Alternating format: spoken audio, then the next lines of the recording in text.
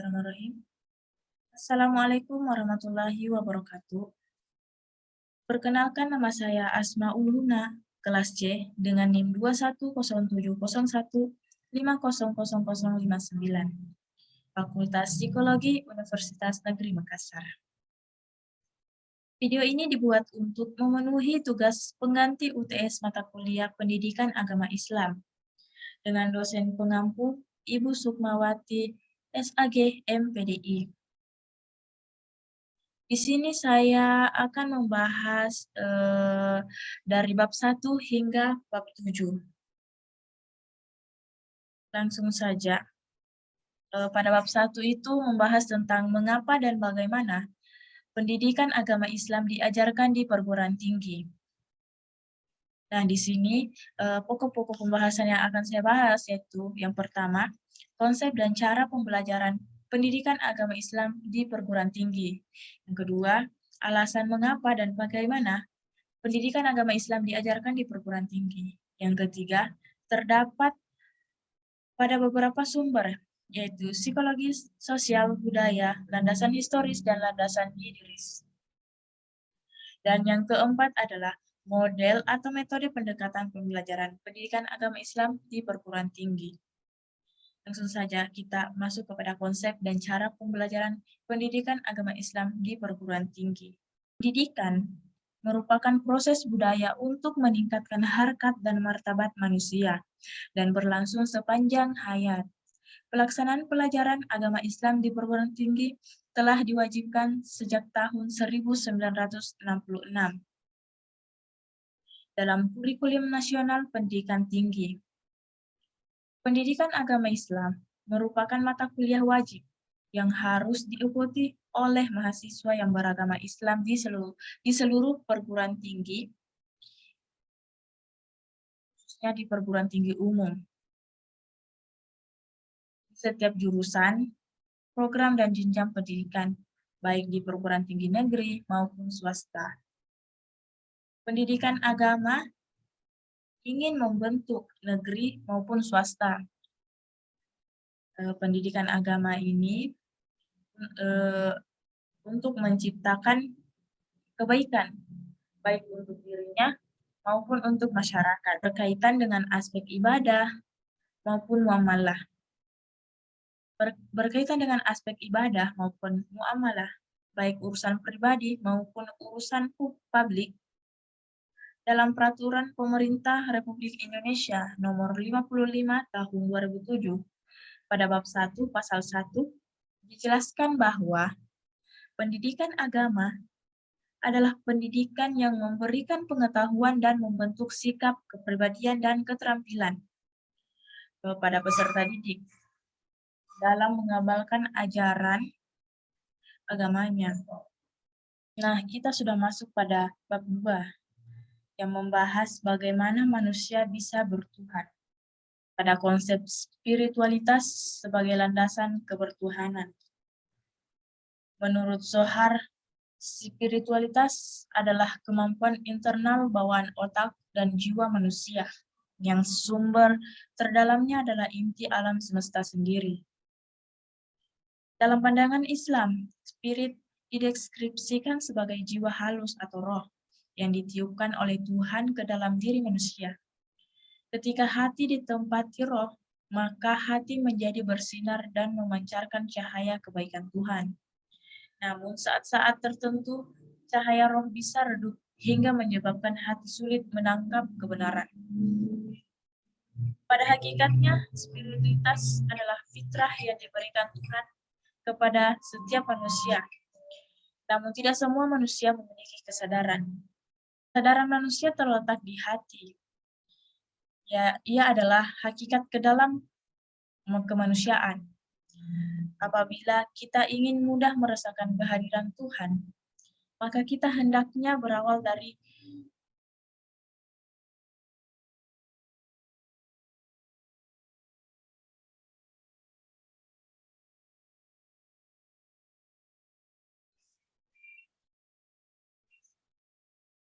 kesadaran manusia terletak di hati. Ia adalah hakikat ke dalam kemanusiaan. Apabila kita ingin mudah merasakan kehadiran Tuhan, maka kita hendaknya berawal dari penyucian hati. Ketika hati telah suci, maka jiwa manusia akan menerima pancaran rahmat Tuhan, sehingga darinya terpancar energi positif yang kemudian mempengaruhi penilaian dan sikapnya. Dalam Quran Surah Ar-Rum ayat 30 dijelaskan bahwa Allah menciptakan manusia dengan naluri beragama, yaitu agama tauhid, agama yang lurus. Inilah asal penciptaan manusia, dan tidak boleh ada seorang pun yang melakukan perubahan pada ciptaan Allah tersebut. Selanjutnya adalah alasan manusia memerlukan spiritualitas. Manusia memerlukan spiritualitas dalam kehidupan ini karena hal tersebut bisa menjadi pegangan hidup kita, di mana dengan kesadaran spiritualitas yang kita miliki mampu mengembalikan serta mempertahankan keyakinan kita menjadi dasar pokok yang kita agar kita bisa memiliki hubungan baik dengan Allah dan mampu mencapai kehidupan yang benar dan membangun harmonisasi dalam keselarasan dengan semesta. Dan tentunya kehidupan jauh lebih tenang dan indah dengan spiritualitas pula kita dapat disebut sebagai manusia yang utuh. Selanjutnya adalah menggali sumber psikologis, sosiologis, filosofis, dan teologis. Yang pertama adalah menggali sumber berdasarkan psikologis. Manusia secara nature dapat merasakan yang gaib karena di dalam dirinya ada unsur spirit. Spirit sering digambarkan dengan jiwa halus yang ditiupkan oleh Tuhan ke dalam diri manusia. Al-Qushairi dalam tafsirannya Lataif al-Isyarat menunjukkan bahwa roh memang latifah atau jiwa halus yang ditetapkan Tuhan dalam diri manusia sebagai potensi untuk membentuk karakter yang terpuji. Karena adanya roh, manusia mempunyai bakat bertuhan, artinya rohlah yang membuat manusia mengenal Tuhan sebagai potensi bawaan lahir. Dengan adanya roh, manusia mampu merasakan dan meyakini keberadaan Tuhan dan kehadirannya dalam setiap fenomena di alam semesta ini. Yang kedua adalah menggali sumber berdasarkan sosiologis. Sosiologi agama merupakan cabang ilmu sosiologi yang mempelajari secara khusus masyarakat beragama.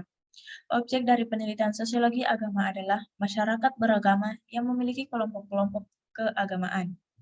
Sosiologi sebuah mempelajari fenomena-fenomena yang muncul dari masyarakat yang beragama. Banyak orang pada era modern ini yang mencoba untuk menenggelamkan agama menjadi sebuah barang pajangan dan kenangan. Hal tersebut disebabkan antara lain karena telah terlalu lamanya agama mengiringi kehidupan manusia, sehingga agama dianggap sebagai sesuatu yang kuno. Karena akan dikhawatirkan karena agama tidak akan sanggup mengikuti perkembangan zaman dan kebutuhan manusia. Mereka beranggapan bahwa kini telah terdapat alternatif lain untuk menggantikan peran agama, yaitu teknologi. Namun, ternyata anggapan semacam ini adalah anggapan yang sepenuhnya keliru, karena nyatanya hingga kini agama menjadi sesuatu yang tak terpisah dalam tiap sendi kehidupan manusia. Selanjutnya, yang ketiga adalah menggali sumber berdasarkan filosofi. Dalam argumen Al-Quds, Al-Kindi dengan gigih membangun basis filosofis tentang kebaruan alam untuk menegaskan adanya Tuhan sebagai pencipta bangun di atas 4 premis. Yang pertama adalah alam semesta bersifat terbatas dan dicipta dalam waktu karena alam pasti harus ada yang menciptakan atau pencipta yang tidak terbatas dan tidak dilingkupi waktu. Yang kedua, pencipta harus bersifat esa, yang darinya memancar semua wujud yang tersusun dan beragam. Yang ketiga adalah sesuatu ada karena adanya sebab-sebab lain yang secara hierarkis merujuk pada sebab sejati dan sebab terakhir sebagai satu-satunya pencipta. Dan yang keempat adalah wujud Tuhan dapat diamati dari keberadaan alam semesta sebagai makrosmos yang tidak mungkin mengalami sebuah keteraturan hukum bila tidak ada pengaturan yang disebut Tuhan. Yang terakhir atau yang keempat adalah menggali sumber berdasarkan teologis. Dalam perspektif teologis, masalah ketuhanan, kebenaran, dan keberagaman harus dicari penjelasannya dari sesuatu yang dianggap sakral dan dikultuskan karena dimulai dari atas atau Tuhan sendiri melalui wahyunya. Tuhan memperkenalkan dirinya pada konsep baik buruk dan cara beragama kepada manusia melalui berbagai pernyataan, baik yang dikenal sebagai pernyataan umum seperti penciptaan alam semesta, pemeliharaan alam, penciptaan semua makhluk, maupun pernyataan khusus seperti yang kita kenal melalui firman-Nya dalam kitab suci, penampakan diri kepada nabi-nabi. Dapat disimpulkan bahwa pengetahuan tentang Tuhan, baik buruk, dan cara beragama dalam perspektif teologis tidak terjadi atas prakarsa manusia, tetapi terjadi atas dasar wahyu dari atas tanpa inisiatif Tuhan melalui wahyunya. Manusia tidak mampu menjadi makhluk bertuhan dan beribadah kepadanya.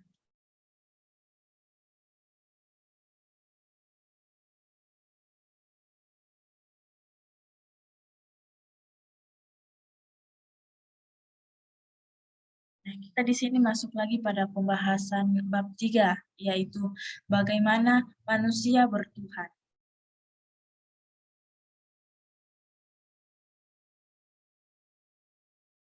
Ada pembahasan pertamanya itu yaitu adalah cara meyakini dan mengimani Tuhan.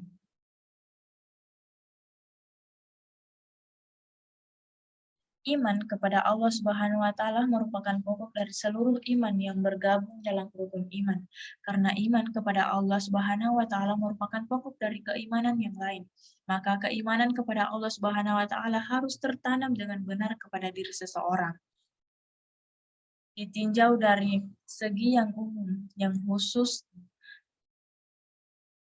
ditinjau dari segi umum dan khusus, ada dua cara beriman kepada Allah Subhanahu wa taala.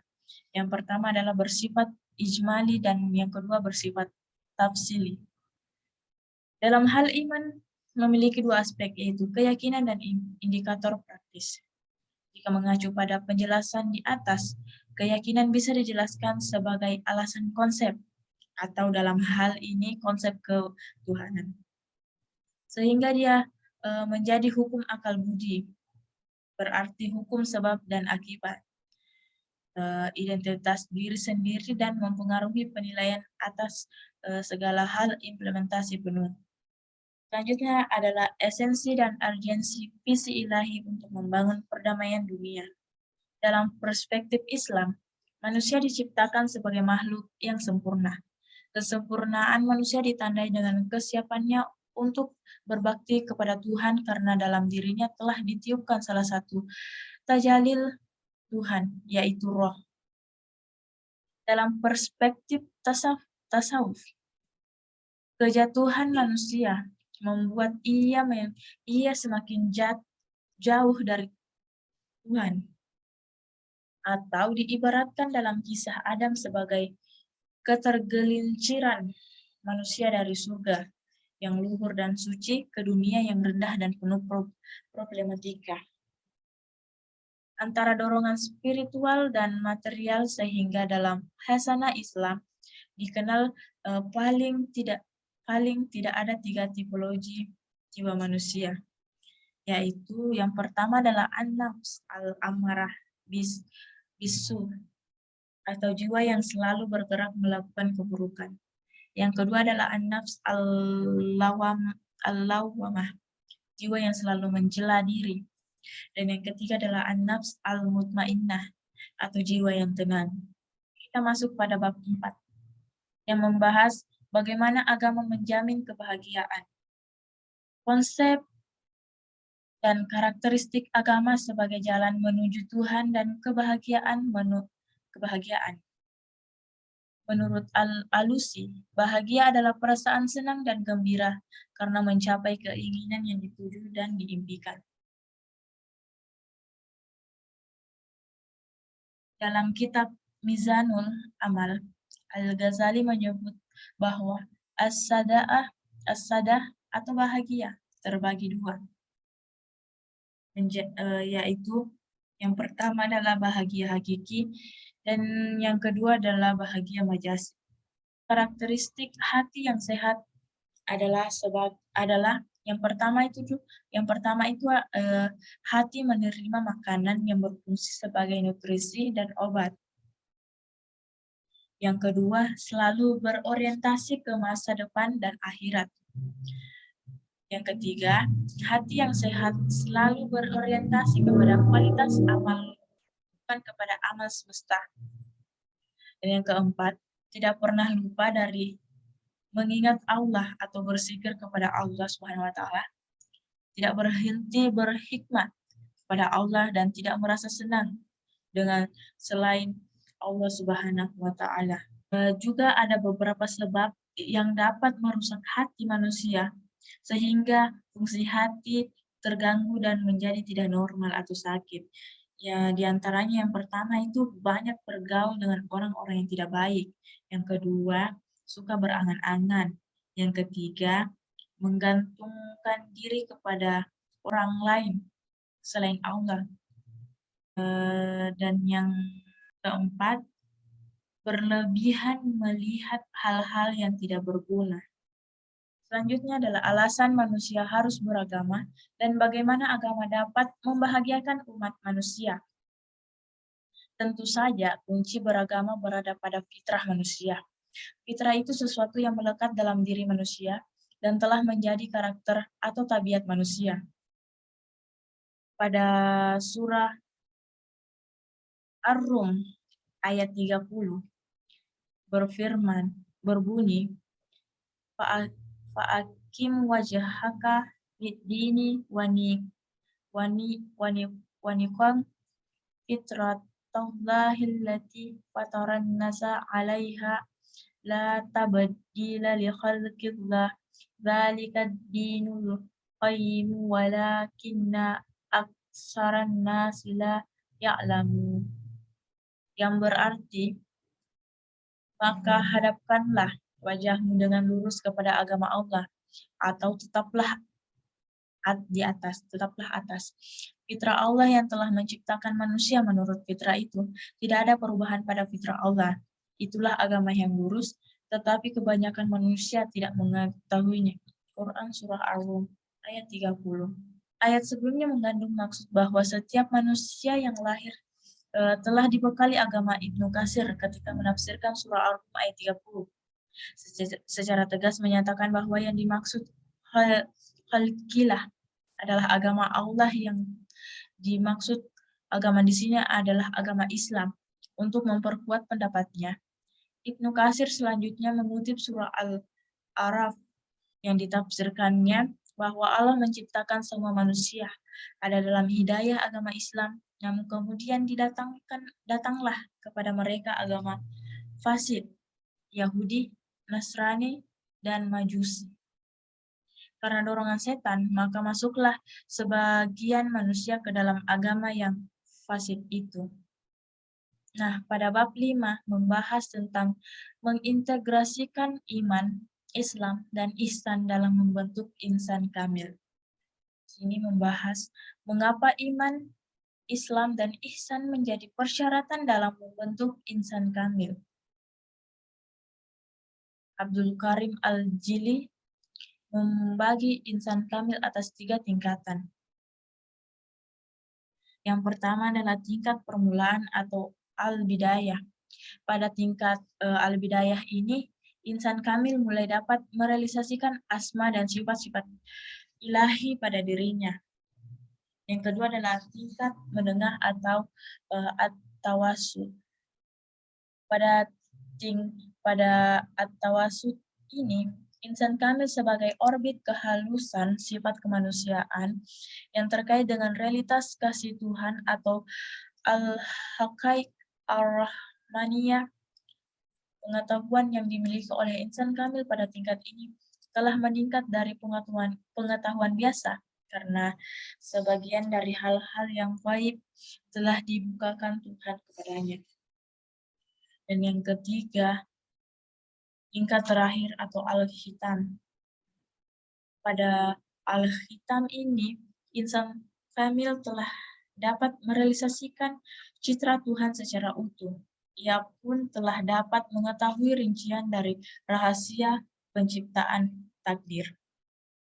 Nah, selanjutnya itu mengapa iman, Islam, dan ihsan menjadi persyaratan dalam membentuk insan kamil. Jika makna iman itu sekedar percaya, berarti semua manusia di dunia ini beriman, karena semua manusia percaya akan adanya Tuhan.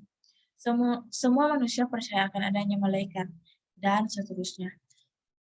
Jadi, tidak ada seorang manusia pun yang kafir. Ada orang mengatakan, belum tentu setiap muslim pasti beriman atau mukmin, karena bisa jadi imannya sangat lemah, sehingga hatinya tidak meyakini dengan keimanan yang sempurna. Walaupun dia melakukan amalan-amalan lahir dengan anggota badannya. Status orang seperti ini hanyalah muslim saja dan tidak tergolong mukmin dengan iman yang sempurna. Setiap mukmin pasti muslim, karena orang yang telah beriman secara benar pasti akan merealisasikan iman dengan melaksanakan amal-amal Islam secara benar.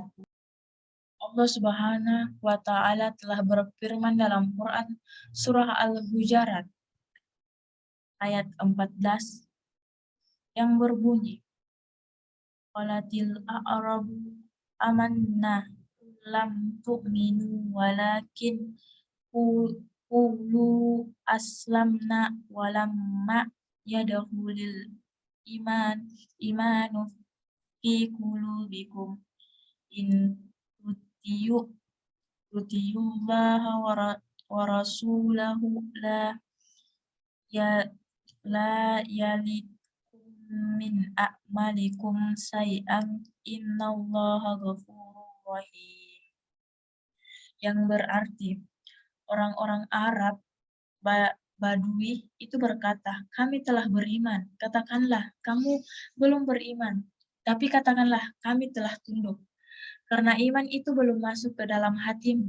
Dan jika kamu taat kepada Allah dan Rasul-Nya, Dia tidak akan mengurangi sedikit pun pahala amalanmu. Sesungguhnya Allah Maha Pengampun, lagi Maha Penyayang. Taimiyah mengatakan bahwa di dalam sikap ihsan sudah terkumpul di dalamnya iman dan Islam. Oleh karena itu, orang yang bersikap ihsan itu lebih istimewa dibandingkan orang-orang mukmin yang lain. Dan orang yang mukmin itu juga lebih istimewa dibandingkan muslim yang lain. Nah, di sini ada 4 unsur untuk mencapai insan kamil. Yang pertama adalah jasad. Keberadaan di dunia dibatasi dengan umur. Wujud nafsu manusia tidak lain adalah wujud jasad yang sengaja diciptakan oleh Allah untuk diuji. Karena wujud jasad ini sebagai ujian, maka Allah Subhanahu wa Ta'ala jasad diberi hati, yakni hati sanubari, yang watak jasad persis seperti iblis, yakni aba wastakbara atau takabur, dan ana khairun minhu atau ujub, merasa lebih baik bahkan dibandingkan dengan khalifah Allah sekalipun. Yang kedua adalah hati nurani, letak tepat di tengah-tengah dada, tandanya deg-deg, disebut juga dengan hati jantung. Hati nurani dijadikan Allah dari cahaya, wataknya seperti para malaikatnya, yang rela sujud atau patuh dan tunduk kepada wakilnya Tuhan di bumi. Jadi hati nurani itu selalu tunduk dan patuh kepada Allah dan Rasul-Nya seperti para malaikat yang telah dimampukan Tuhan untuk menundukkan nafsu dan syahwatnya. Tiadanya hati dalam diri manusia adalah adanya cinta dan benci.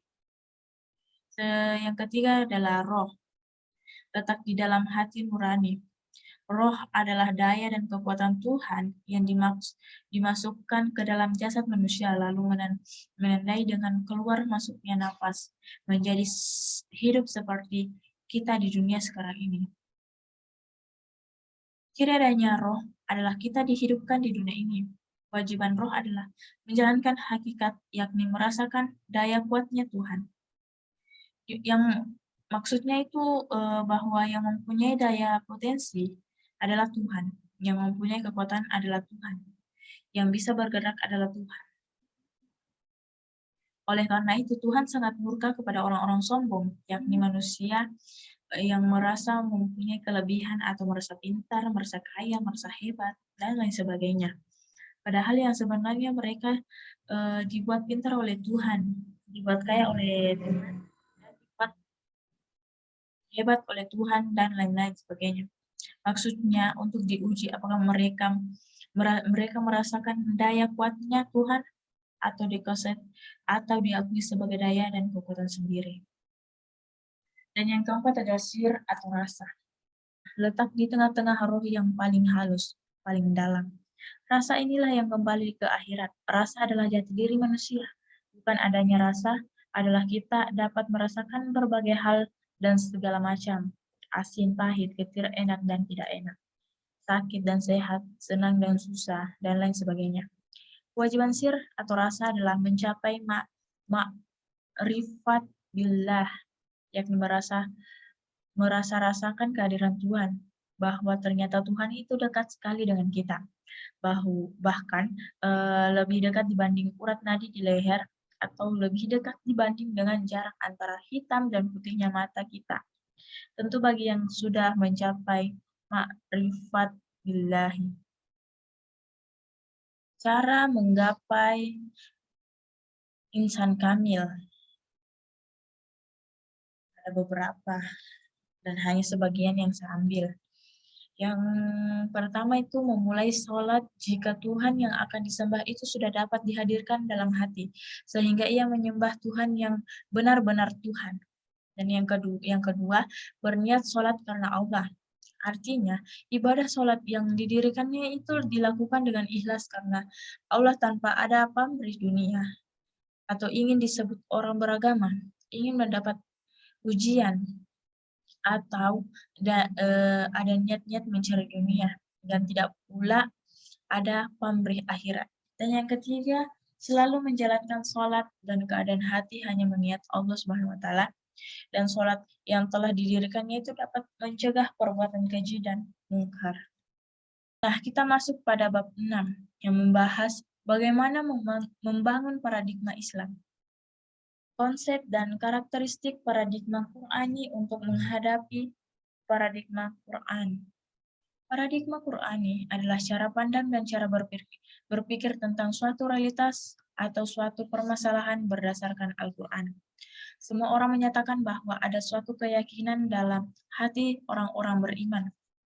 Al-Quran mengandung gagasan yang sempurna mengenai kehidupan Al-Quran, mengandung sesuatu gagasan murni yang bersifat metahistoris. Alasan paradigma Qur'ani sangat penting bagi kehidupan modern. Yang pertama, meluruskan akidah manusia. Memiliki beberapa bagian, yaitu bagian A, menegakkan pokok-pokok tauhid. Atau maksudnya adalah menegakkan tiang-tiang tauhid sebagai landasan beragama. Sangat penting eksistensinya sebab bersikap sebaliknya, yaitu syirik. Syirik merupakan sikap yang sangat tercela. Bahkan hukum Islam memandang syirik sebagai suatu tindakan pidana yang sangat terlarang. Itulah sebabnya Allah berfirman, Innallaha la yaghfiru an yushraka bihi wa yaghfiru ma duna dzalika liman yasha wa man yusyrik billahi faqad iftara isman fa'azim, yang berarti sesungguhnya Allah tidak akan mengampuni dosa karena mempersekutukannya atau syirik, dan Dia mengampuni dosa yang selain syirik itu bagi siapa yang Dia kehendaki. Barang siapa mempersekutukan Allah, maka sungguh dia telah berbuat dosa yang besar. Yang bagian B adalah mensahihkan akidah tentang kenabian dan kerasulan. Nah, di mana dimaksudkan itu meluruskan akidah atau dapat dikatakan membenarkan akidah itu mencakup beberapa aspek. Yang pertama, perlu menjelaskan perlu manusia terhadap kenabian dan kerasulan. Kedua, tugas-tugas para rasul khususnya dalam hal kabar gembira dan pemberi peringatan. Yang ketiga, menghilangkan keraguan dan persepsi masyarakat silam tentang penampilan para rasul. Dan yang keempat, menjelaskan akibat bagi orang-orang yang membenarkan para rasul dan akibat bagi orang-orang yang mendustakan para rasul. Selanjutnya adalah bagian C, mensahihkan akidah kenabian. Informasi yang diangkat dalam Al-Quran,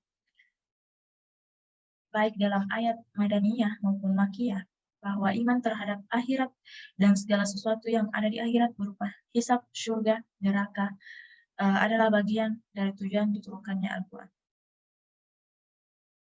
Yang kedua adalah meneguhkan kemuliaan manusia dan hak-hak manusia memiliki beberapa bagian. Bagian A itu meneguhkan kemuliaan manusia. Al-Quran menguatkan bahwa manusia adalah makhluk mulia. Allah menciptakan Adam dengan kedua tangannya sendiri. Ia meniupkan rohnya kepada Adam, dan Allah menjadikan Adam sebagai khalifah, dan keturunan Adam berperan sebagai pengganti Adam dalam kekhalifahan. Yang bagian B meneguhkan kemuliaan manusia. Dalam upaya menguatkan kemuliaan manusia, pada 14 abad silam Al-Quran telah menetapkan hak-hak asasi manusia. Bagaimana yang menjadi nyanyian kelompok yang menanamkan diri pejuang hak asasi manusia sekarang ini. Dan bagian C, meneguhkan hak-hak du'afa atau orang-orang lemah secara ekonomi. Al-Quran menetapkan hak-hak manusia secara umum, dan Al-Quran secara khusus menangkap hak-hak orang lemah agar tidak teraniaya atau terzalimi oleh orang-orang kuat atau tidak diabaikan oleh para pendengar. Nah, kita sudah masuk pada bab 7 atau bab pembahasan terakhir yang membahas tentang membangun paradigma Qur'ani. Di sini yang pertama membahas tentang pembahasannya pertama itu membangun argumen tentang paradigma Qur'ani sebagai satu-satunya model untuk menghadapi kehidupan modern. Al-Quran merupakan salah satu bentuk pendidikan Islam. Hal ini dikarenakan Al-Quran merupakan salah satu sumber hukum agama Islam yang mana membahas segala aspek dari kehidupan manusia. Hal ini dijelaskan dalam surah Al-A'raf ayat 52 yang berbunyi, laqad ji'nahum bikitabim fassalnahu ala ya ilmin hudam wa rahmatan liqaumin yu'minun, yang berarti dan sesungguhnya kami telah mendatangkan sebuah kitab Al-Quran kepada mereka yang telah menjelaskan atas dasar pengetahuan kami, menjadi petunjuk dan rahmat bagi orang-orang yang beriman. Selain itu, Al-Quran juga sebagai sumber dan menyelesaikan masalah sebagaimana dijelaskan dalam Quran surah An-Nahl ayat 64 yang berbunyi, wa ma anzalna 'alaikal kitaba illa litubayyina lahumul ladzi ikhtalafu fihi wa hudaw wa rahmatan liqaumin yu'minun.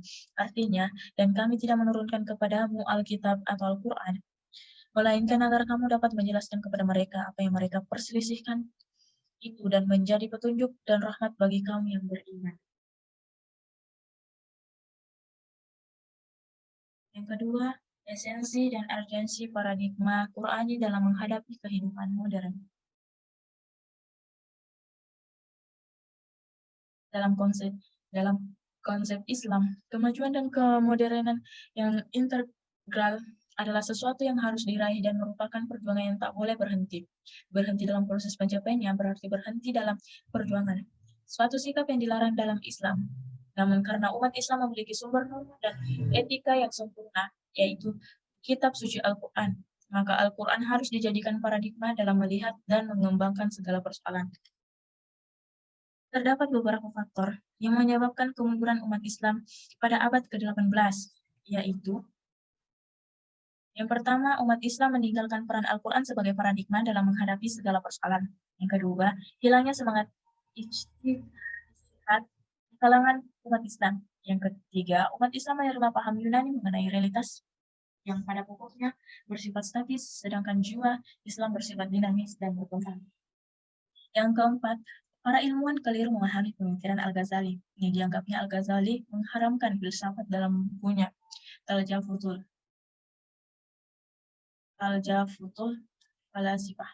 Padahal Al-Ghazali menawarkan sikap kritis, analitis, dan skeptis terhadap filsafat agar dikembangkan lebih jauh dalam upaya menggunakan paradigma Qurani dalam pengembangan falsafah.